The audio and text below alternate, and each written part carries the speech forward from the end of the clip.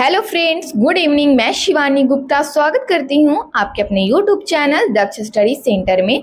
तो दोस्तों, आप सभी कैसे हैं? आशा है कि आप लोग स्वस्थ होंगे, मस्त होंगे और अपने एग्जाम के लिए अच्छे से तैयारी कर रहे होंगे। तो दोस्तों, यदि आप एस्टेट, बीएड, डीएल या सीटेट की तैयारी कर रहे हैं तो ये वीडियो आपके लिए बहुत ही हेल्पफुल होने वाला है, क्योंकि दोस्तों आपके एग्जाम में जो 30 नंबर से बाल विकास से रिलेटेड प्रश्न पूछा जाएगा दोस्तों, वही सारे प्रश्नों के बारे में दोस्तों आज की क्लास में हम लोग इस वीडियो के माध्यम से अध्ययन करेंगे। जो कि दोस्तों ये सभी के सभी प्रश्न आपके एग्जाम के लिए बहुत ही महत्वपूर्ण प्रश्न है दोस्तों, और इन सभी प्रश्नों में से एक दो प्रश्न अवश्य है कि आपके एग्जाम में पूछा जाएगा। इसीलिए आप वीडियो को मिस करने की तो बिल्कुल भूल ना करें दोस्तों। वीडियो के अंतिम समय तक अवश्य बने रहें और प्रतिदिन शाम 7 बजे आप जरूर से ज्वाइन करें दोस्तों। यह हमारा 24 नंबर का क्लास है। आता आपसे निवेदन है कि इससे पहले जो भी क्लास है एक बार आप जरूर से जरूर देख लीजिए, ताकि दोस्तों आपको प्रत्येक प्रश्न से संपूर्ण जानकारी प्राप्त हो सके दोस्तों। और वीडियो के अंतिम समय तक अवश्य बने रहिए। तो बिना समय गवाए हम लोग पहले प्रश्न पर ध्यान देंगे दोस्तों। ध्यान दीजिएगा, हमारा पहला प्रश्न है आज के बाल विकास का कि प्राथमिक विद्यालयों के बालकों के लिए निम्न में से किसे बेहतर मानते हैं दोस्तों? बताइए। वीडियो अनुरूपण को, प्रदर्शन को, या फिर स्वयं के द्वारा किया गया अनुभव को, या फिर दोस्तों डी में है ये सभी।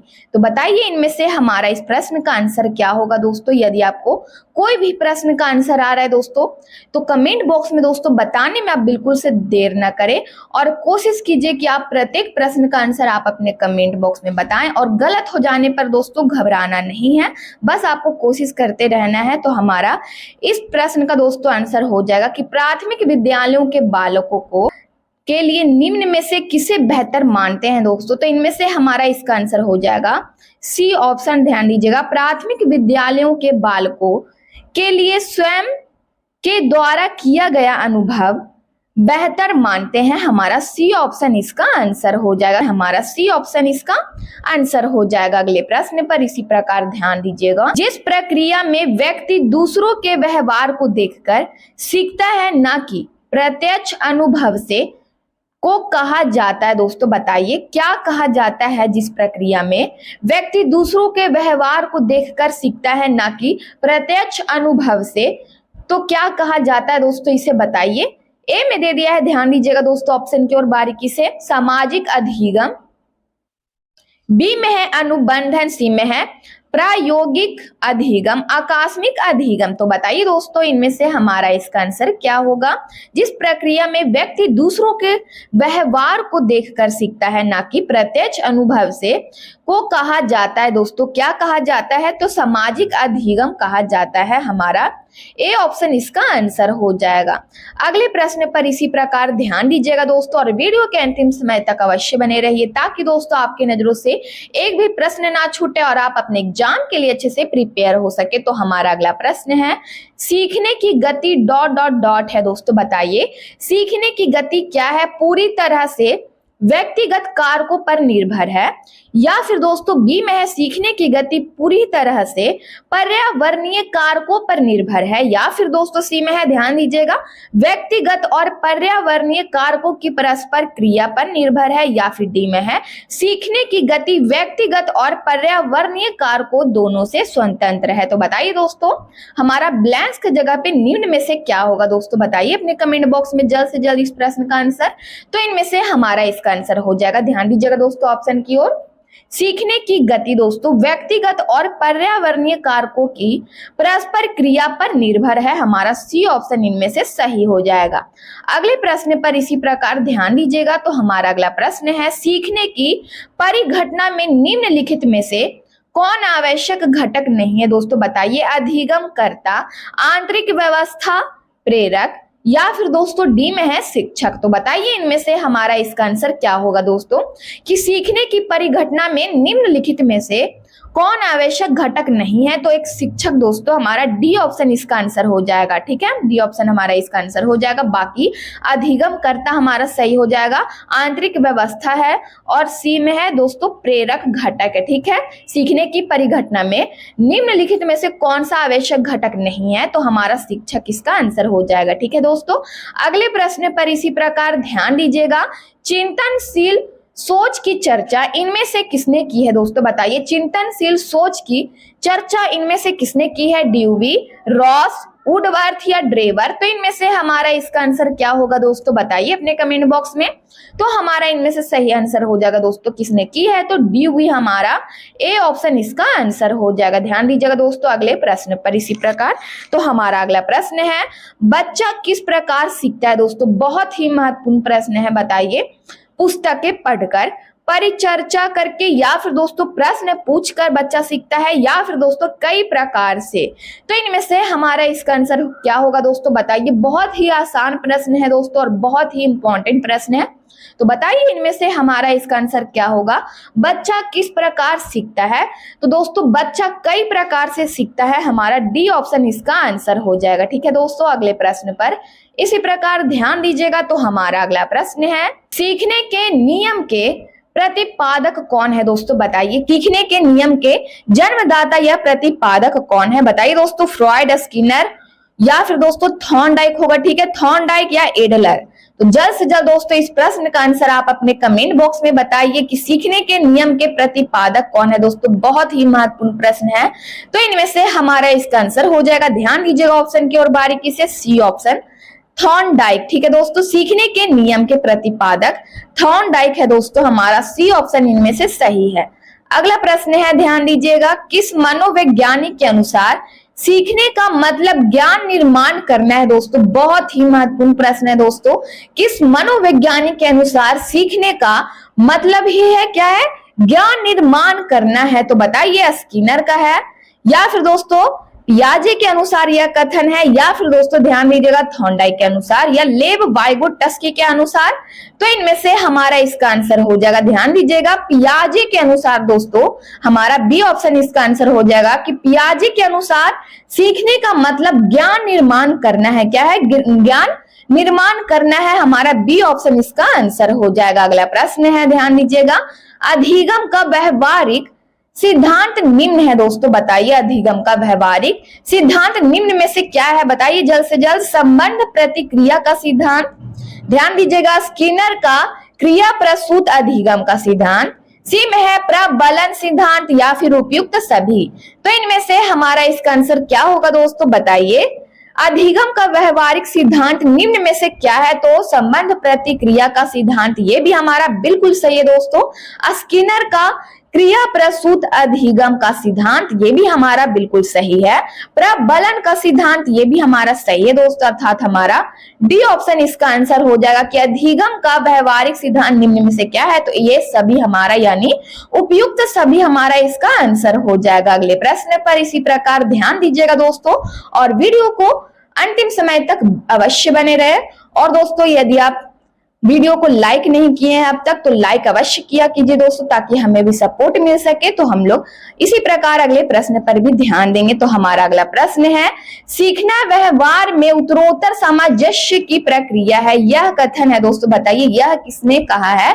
क्रो व क्रो ने कहा है, पियाजे का यह कथन है या फिर दोस्तों ध्यान दीजिएगा स्किनर का है या कोहल बग का। तो इनमें से हमारा इसका आंसर हो जाएगा, ध्यान दीजिएगा दोस्तों ऑप्शन की ओर, सीखना व्यवहार में उत्तरोत्तर सामंजस्य की प्रक्रिया है दोस्तों, यह कथन स्किनर का है हमारा। ध्यान दीजिएगा सी ऑप्शन इसका आंसर हो जाएगा। अगला प्रश्न है, ध्यान दीजिएगा दोस्तों, संकेत अधिगम के अंतर्गत निम्नलिखित में से सीखना सीखा जाता है। हमारा प्रश्न क्या है दोस्तों, एक बार फिर से प्रश्न की ओर ध्यान दीजिएगा बारीकी से। संकेत अधिगम के अंतर्गत निम्नलिखित सीखा जाता है दोस्तों बताइए क्या सीखा जाता है। मनोविज्ञान, पारंपरिक अनुकूलन, वातावरण या फिर दोस्तों मनोदैहिक। तो इनमें से हमारा इसका आंसर क्या होगा दोस्तों बताइए अपने कमेंट बॉक्स में। तो इनमें से हमारा इसका आंसर हो जाएगा पारंपरिक अनुकूलन, हमारा बी ऑप्शन इसका आंसर हो जाएगा। अगले प्रश्न पर इसी प्रकार ध्यान दीजिएगा, सीखने की प्रक्रिया का प्रथम सोपान क्या है दोस्तों बताइए। पाठ्य पुस्तक पठन, रुचि, अनुभव या फिर दोस्तों जिज्ञासा। तो इनमें से हमारा इसका आंसर क्या होगा दोस्तों बताइए, बहुत ही महत्वपूर्ण प्रश्न है।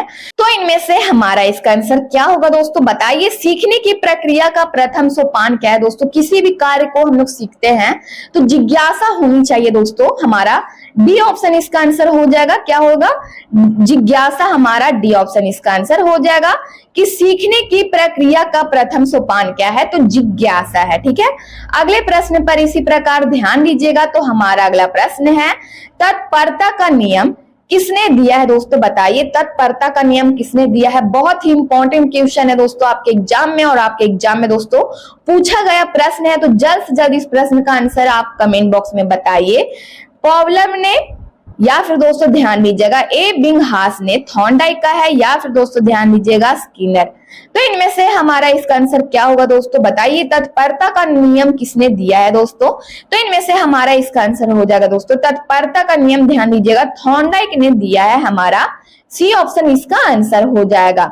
अगला प्रश्न है, ध्यान दीजिएगा दोस्तों इसी प्रकार, चिंतन अनिवार्य रूप से है बताइए दोस्तों एक संज्ञानात्मक गतिविधि है, मनोगतिक प्रक्रिया है, या फिर दोस्तों मनोवैज्ञानिक परिघटना है, भावात्मक व्यवहार है। तो बताइए इनमें से हमारा इसका आंसर क्या होगा दोस्तों।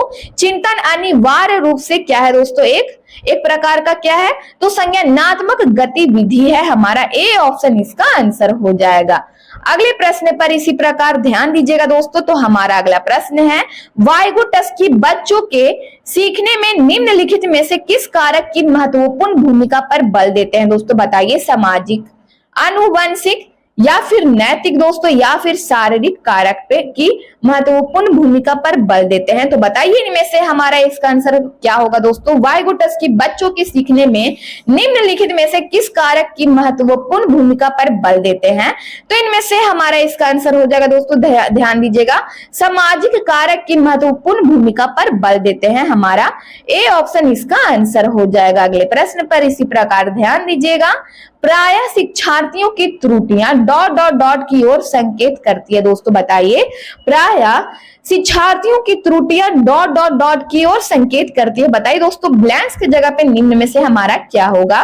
शिक्षार्थियों के सामाजिक आर्थिक स्तर की ओर, या फिर दोस्तों वे कैसे सीखते हैं इसकी ओर संकेत करती है, या फिर यांत्रिक अभ्यास की आवश्यकता की ओर, या फिर दोस्तों डी में है, ध्यान दीजिएगा, सीखने की अनुपस्थिति की ओर। तो इनमें से हमारा ब्लैंक्स की जगह पे क्या होगा दोस्तों बताइए अपने कमेंट बॉक्स में। तो इनमें से हमारा इसका आंसर हो जाएगा, ध्यान दीजिएगा, सी ऑप्शन, प्राय शिक्षार्थियों की त्रुटियां यांत्रिक अभ्यास की आवश्यकता की ओर संकेत करती है। हमारा दोस्तों सी ऑप्शन इसका आंसर हो जाएगा। अगले प्रश्न पर इसी प्रकार ध्यान दीजिएगा, निम्नलिखित में से कौन सा सीखने का क्षेत्र है दोस्तों बताइए। व्यावसायिक, अनुभविक, या फिर भावात्मक, या आध्यात्मिक। तो इनमें से हमारा इसका आंसर क्या होगा दोस्तों बताइए अपने कमेंट बॉक्स में कि निम्नलिखित में से कौन सा सीखने का क्षेत्र है दोस्तों। तो हमारा बी ऑप्शन इसका आंसर हो जाएगा, अनुभविक। हमारा बी ऑप्शन इसका आंसर है। अगले प्रश्न पर इसी प्रकार ध्यान दीजिएगा। तो हमारा अगला प्रश्न है, निम्नलिखित में से कौन मूर्तवाचक अवधारणा का उदाहरण नहीं है दोस्तों बताइए। योग्यता, कुर्सी, बल, या फिर दोस्तों गति। तो इनमें से हमारा इसका आंसर क्या होगा बताइए। निम्नलिखित में से कौन मूर्तवाचक अवधारणा का उदाहरण नहीं है दोस्तों, तो योग्यता। हमारा ए ऑप्शन इसका आंसर हो जाएगा। अगले प्रश्न पर इसी प्रकार ध्यान दीजिएगा, जब एक बावर्ची खाना पकाते समय खाने को चखता है तो वह ... के समान है दोस्तों बताइए। बहुत ही महत्वपूर्ण प्रश्न है दोस्तों। जब एक बावर्ची खाना पकाते समय खाने को चखता है तो वह ... के समान है दोस्तों बताइए। सीखने के आकलन के समान है, या फिर दोस्तों सीखने के लिए आकलन के समान है, या फिर ध्यान दीजिएगा सीखने के रूप में आकलन के समान है, या फिर आकलन और सीखने के समान है। तो इनमें से हमारा इसका आंसर क्या होगा दोस्तों ब्लैंक्स की जगह पे। तो इनमें से हमारा इसका आंसर हो जाएगा, ध्यान दीजिएगा दोस्तों बारीकी से, जब एक बावर्ची खाना पकाते समय खाने को चखता है तो वह सीखने के लिए आकलन के समान है। हमारा बी ऑप्शन इसका आंसर हो जाएगा। ठीक है दोस्तों, ब्लैंक्स की जगह पे हमारा बी ऑप्शन इसका आंसर हो जाएगा। अगले प्रश्न पर इसी प्रकार ध्यान दीजिएगा। तो हमारा अगला प्रश्न है, सीखने का प्राथमिक मूलभूत नियम संबंधित है दोस्तों बताइए किससे है। अभ्यास कार्य से है, परिणाम की अपेक्षा से है या फिर प्रशंसा से है या तत्परता से है। तो इनमें से हमारा इसका आंसर क्या होगा दोस्तों बताइए। सीखने का प्राथमिक मूलभूत नियम संबंधित है दोस्तों तत्परता के नियम से है। हमारा डी ऑप्शन इसका आंसर हो जाएगा। अगले प्रश्न पर इसी प्रकार ध्यान दीजिएगा। सीखने की प्रक्रिया को प्रभावित करने वाला कारक क्या है दोस्तों। बहुत ही महत्वपूर्ण प्रश्न दोस्तों। तो बताइए इनमें से क्या होगा। अनुकरण, प्रशंसा एवं निंदा, प्रतियोगिता या फिर दोस्तों ये सभी। तो इनमें से हमारा इसका आंसर क्या होगा दोस्तों बताइए।